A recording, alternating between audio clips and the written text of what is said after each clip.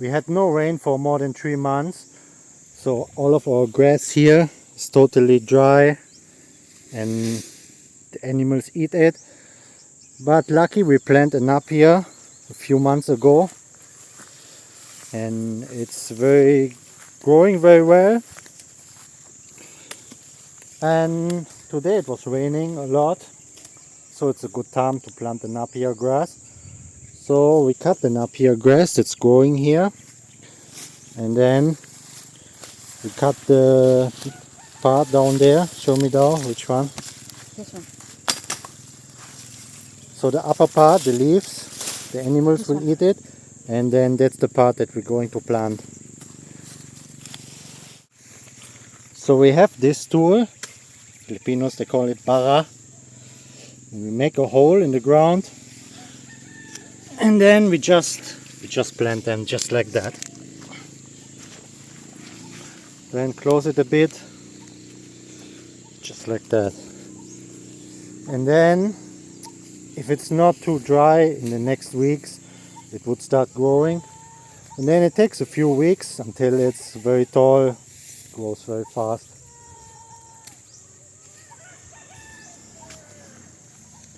So we already start planting them. We have this big area here. It's maybe half a hectare, and we plant as much as possible.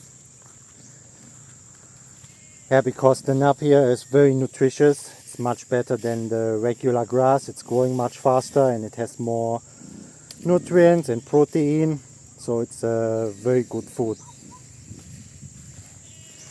When you plant a napier on a given area, you can feed like double or triple the amount of animals compared to the regular grass. And the grass that's growing here, it's not even a good type of a grass. And yeah, the napier also have like very deep roots, so even it's not raining for 3 months, the napier is still growing, while the grass here, it die. And yeah, we are very struggling because we have no more food for our animals. We always have to cut some trees and some branches to feed them. And we also have too many animals right now. We have like 40 goats and 7 cows now, and the food is not enough for them.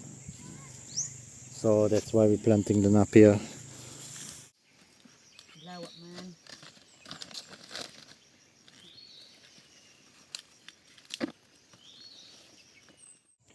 So this is a stack of the napier. It's a bit like a corn plant, mix between a corn plant and a sugar cane, and it grows very fast. So these are napier that we planted a few months ago, like 4 or 5 months ago. This is the one that we planted, and the other one, they are all growing from there. So you plant one piece only, or these are actually 2 pieces, and then they will grow a bunch of shoots in just a short time. And then when they are like 2 meters tall, you can just cut them, feed them to the animals, also plant them again, and then they will spread. Like first it's 4, then it's 8, and so on. So right now we have just some of them here, but sooner or later it would be all full and growing a lot. We have like a very nice area here with a lot of napier. That is like half a hectare. It's going until down there. Yeah. And we are also planting a coconut here, because the napier don't need too much sun. So when you plant a coconut and they are not too close, there's still enough light to plant a napier under that. So you can have an income from the coconut, which is the best earning tree here. And then you still can harvest the napier to support some animals. So for every napier that you plant, just a few weeks later you can cut like at least 5 more napier. So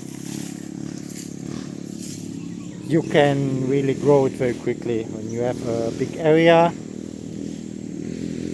it really spreads exponentially.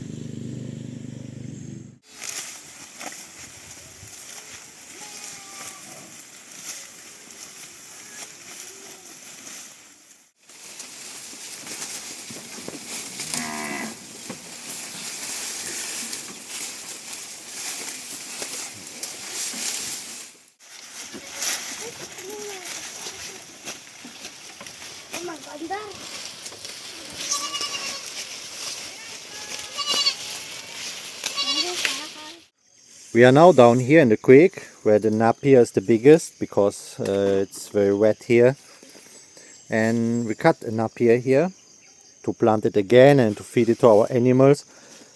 And this napier here is enough for a whole day for 7 cows and 30 plus goats, and we cut it only from this small area here that is like maybe 30 square meters only, and it grows in maybe just like just 2 or 3 months. And yeah, that is very efficient. So imagine like 30 to 50 square meter per day for that many animals. So when we have like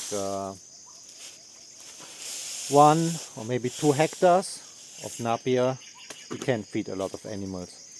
But it also depends on how much it is raining, because first we planted it and it was very dry and it's growing slowly, but then when it starts raining it grows very quickly.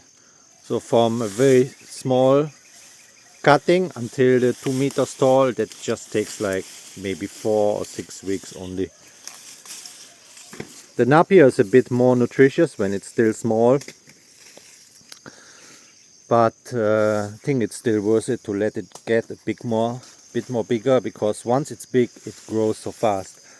Some of these shoots is like 3 meters tall, and it's not just a leaf.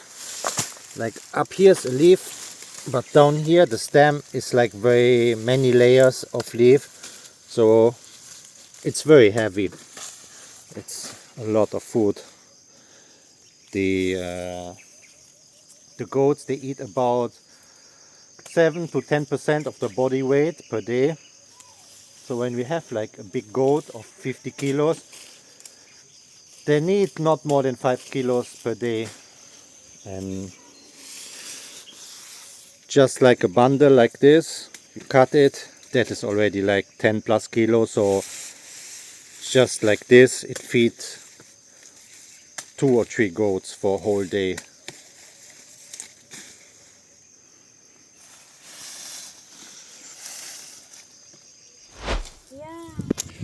So it's now a few days, like 3 or 4 days since we planted the first napier, and it already has leaves. This one, people? Huh? No, this one. So This one the not. napier cutting itself looks like it's dry, it's totally dry, This one doesn't come. but it's growing. It's been a week now and we're done planting napier on the whole area here, and it's raining almost every day, so it's really a good condition for the napier, and as you can see they are growing very well. Like I think almost 90% of them are growing, and even some, they look like they die, but then they still grow. And we also plant them very close together, so even if some of them die, they would still develop very well. Also the coconuts are growing, not all of them, but yeah, they are also very resistant plants. So we have another area over there, and right now we are cutting a napier also, more napier cuttings. So that's where we're going to plant it. And then we're here on the other side of our land. We have a small area also here. And we also planted a napier here a week ago. And it's also growing. So that's it for this video. I will give you another update soon, once it's big. Ich hab viel Geld für die Ziegen und das Farmland bezahlt. Darum pflanzen meine Sklaven das Napier Gras. Meine Ziegen haben Hunger und zwar ohne Ende. Darum brauche ich 20 Tonnen pro Hektar Monatsernte. Für 10% Protein lässt die Muskeln wachsen. Und nach 9 Monaten messen wird das Vieh geschlachtet.